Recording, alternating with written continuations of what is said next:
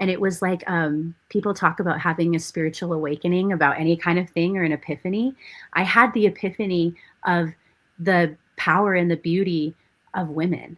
And my inheritance had been that there was a lot of criticism. There was a lot of, I think, competitive energy, which I think is so, for me, I believe it's really connected to this literal inheritance of women having to share their husbands and not having enough resources.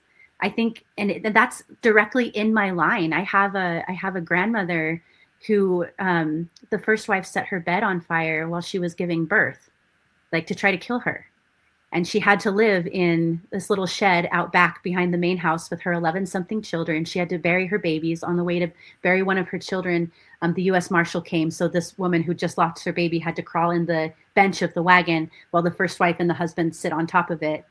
She has to hide because she's the second wife. And so when I think about that trickling down over time, like it makes sense why it's not a super safe place for women to even be with women in the church, right? There's Generational trauma.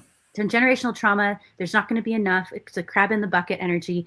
And when I really opened my heart to releasing some of this ideology, I couldn't believe how I wanted to just adore and love and support every woman I met.